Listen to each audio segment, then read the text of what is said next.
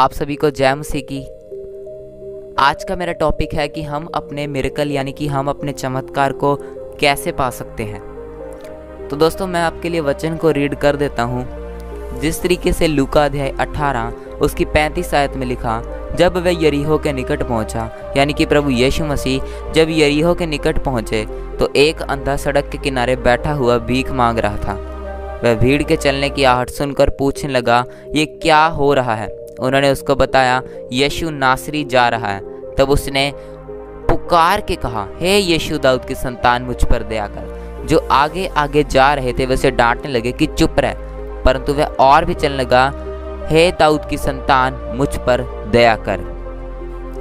दोस्तों इसी तरीके से हर व्यक्ति चाहता है कि मेरी प्रार्थनाओं का उत्तर आए, मैं अपने चमत्कार को पालूं, मैं अपने मिरेकल अपने चमत्कार को पालूं।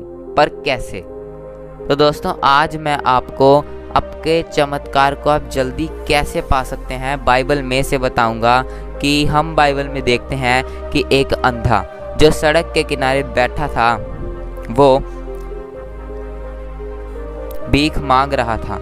जब उसको इस बात का पता चलता है कि यीशु मसीह यरीहो के निकट पहुंचे हैं तो वो भीड़ से पूछने लग जाता है। वो जब आहट को सुनता है तब वो भीड़ से पूछता है। 36 आयत में लिखा कि वह भीड़ के चलने की आहट सुनकर पूछने लगा, ये क्या हो रहा है। उसने एक क्वेश्चन पूछा भीड़ से कि ये हो क्या रहा है। 37 आयत में हम देखते हैं कि भीड़ ने उसे कहा कि यीशु नासरी जा रहा है, यानी कि यीशु मसीह इधर से जा रहे हैं। फिर अगली आयत में हम देखते हैं कि जब उसको ये बात का पता चलता है कि यीशु मसीह वहाँ से जा रहे हैं तब वो चिल्लाकर बोलता है कि हे यीशु दाऊद की संतान मुझ पर दया कर। दोस्तों क्या आपके मन में ये सवाल नहीं आता कि उसने यीशु मसीह को क्यों पुकारा? तो देखिए लूका अध्याय 18 उसके 39 आयत में लिखा, जो आगे आगे जा रहे थे वे उसे डांटने लगे कि चुप रह, परंतु वह और भी चिल्लाने लगा कि हे दाऊद की संतान मुझ पर दया कर। दोस्तों यहाँ पर हम देखते हैं कि लोगों ने उसे डांटना शुरू कर दिया कि चुप कर, पर हम इस वचन में देखते हैं कि वह और भी चिल्लाने लगा। दोस्तों अभी मैंने आपसे एक क्वेश्चन पूछा था कि उस अंधे ने यीशु मसीह को आखिर पुकारा, क्यों पुकारा? दोस्तों यरीहो के निकट बहुत सारे लोग आते जाते रहते थे, बहुत भीड़ें आती जाती रहती थी, पर उस अंधे को जब ये पता लगा कि यीशु नासरी वहाँ से जा रहे हैं तो उसने यीशु मसीह को ही क्यों पुकारा और वो ज़ोर ज़ोर से क्यों पुकारने लग गया, इसके बावजूद कि लोग उसे डांट रहे थे। तो मैं इसका आंसर आपको बता दूं कि अब देखिए कि उस अंधे ने इससे पहले ये सुना था कि यीशु मसीह ने कैसे अंधों को दृष्टि दी है, लंगड़ों को चलाया है, कोढ़ियों को शुद्ध किया है, और उस अंधे ने यीशु मसीह के बड़े बड़े कामों की चर्चा सुनी थी। और जैसे उसे पता लगा कि यीशु यहाँ आए हैं तो उसने पुकारा और पुकारा और पुकारा और पुकारा। तब क्या हुआ? अब मैं आपके लिए एक आयत को पढ़ूंगा। लूका अध्याय 18 उसकी 40 आयत में हम देखते हैं कि तब यीशु मसीह ने खड़े होकर आज्ञा दी कि उसे मेरे पास लाओ। और जब वह निकट आया तो उसने उससे पूछा, यीशु मसीह ने उससे पूछा, तू क्या चाहता है कि मैं तेरे लिए करूं? उसने कहा, हे प्रभु ये कि मैं देखने लगूं। हालेलुया। प्रभु यीशु मसीह ने उससे पूछा कि उसको मेरे प्रभु यीशु मसीह ने पहले भीड़ से कहा कि उस व्यक्ति को, उस अंधे को मेरे पास लाओ। फिर उसने जो प्रभु यीशु मसीह थे फिर उन्होंने उससे पूछा, उस अंधे भिखारी से पूछा कि मैं क्या चाहता है कि मैं तेरे लिए क्या करूं। तो दोस्तों ये बहुत ही ज़्यादा अद्भुत बात है कि मैं तेरे लिए क्या करूं। प्रभु यीशु मसीह ने उससे पूछा कि मैं तेरे लिए क्या करूं, तू मुझको बता। दोस्तों एक विश्वासी अपना चमत्कार तो चाहता है। आज कुछ यूथ चाहता तो है कि मुझे जल्दी से जॉब मिल जाए, कुछ चाहते तो हैं कि जल्दी शादी हो जाए, कुछ चाहते तो हैं कि मेरा बंगला बन जाए, कुछ चाहते हैं कि मेरा परिवार मिलजुल कर रहे। दोस्तों जब हम उनसे प्रार्थना के विषय में बात करते हैं तो वो कहते हैं कि कुछ वक्त तक मैंने प्रार्थना की, 1 दिन, 1 महीना और कुछ टाइम तक हमने प्रेयर की, पर जैसे ही कोई रिजल्ट ना आया तो हमने छोड़ दी। पर हमारी समस्याओं का पहाड़ वहीं खड़ा है। तो अब उस पहाड़ को हटाने के लिए हमें क्या करना है दोस्तों? अब मैं आपको इसी अध्याय में से अपने आपके मिरेकल को पाने की कुंजी दूंगा। तो अब उस अंधे ने क्या किया?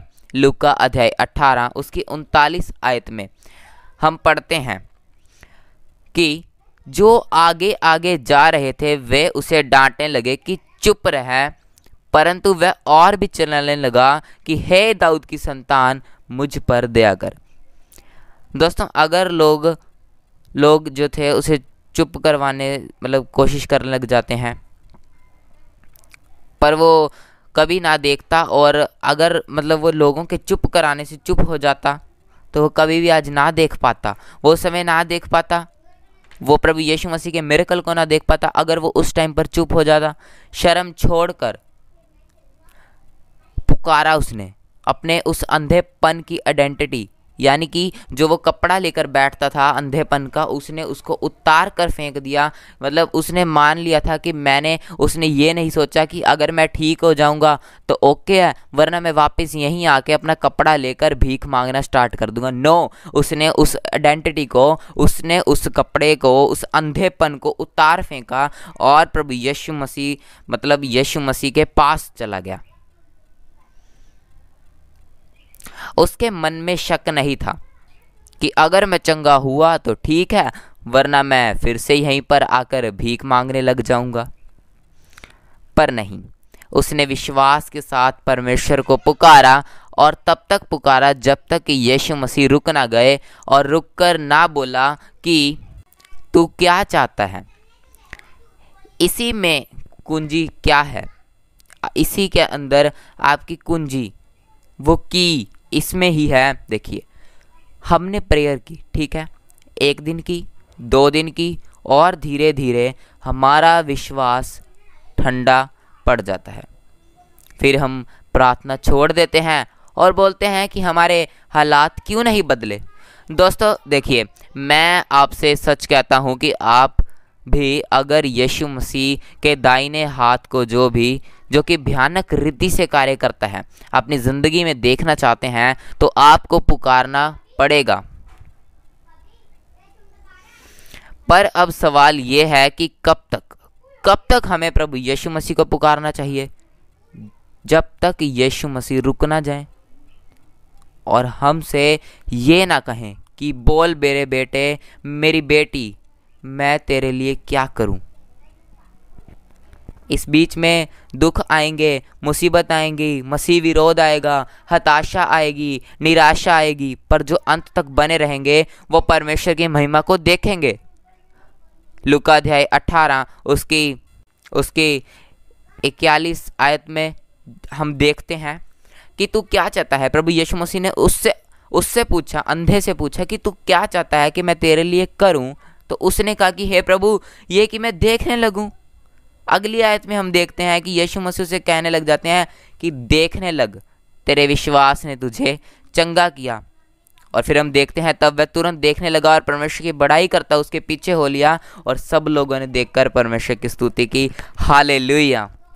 देखिए, जैसे उस अंधे ने लोगों की परवाह नहीं की और पुकारा, अपने विश्वास के अनुसार उसने आशीष को पाया और वह चंगा भी हुआ और परमेश्वर की महिमा करता हुआ चला गया। जब उसने अपने चमत्कार को पाया तो उसके घर में, उस गली में, उस शहर में यीशु नाम का जलाल जाहिर हुआ। जो लोग उसे चुप करा रहे थे, चुप करा रहे थे कि चुप हो जा। दोस्तों देखिए, जिस तरीके से लोग उसे चुप करा रहे थे कि तू चुप हो जा, उसी तरीके से हो सकता है कि आपके परिवार के मेंबर्स, आपके परिवार जो हो, वो जो परिवार के लोग हों, वो भी आपको चुप कराएं और प्रभु की महिमा करने से, प्रेयर करने से रोकें, आपके विरुद्ध में हो जाएं। हर हालात आपके विरुद्ध में हो, कहीं से कोई आपको गुड न्यूज़ नहीं, पर हर तरफ विरुद्ध, हताशा, निराशा मिले। दोस्तों देखिए, आप मेरा यकीन मानिए, जब तक आप प्रभु में अड़े हैं और खड़े हैं, चमत्कार आपका है। विश्वास करने वाले कहें आमीन।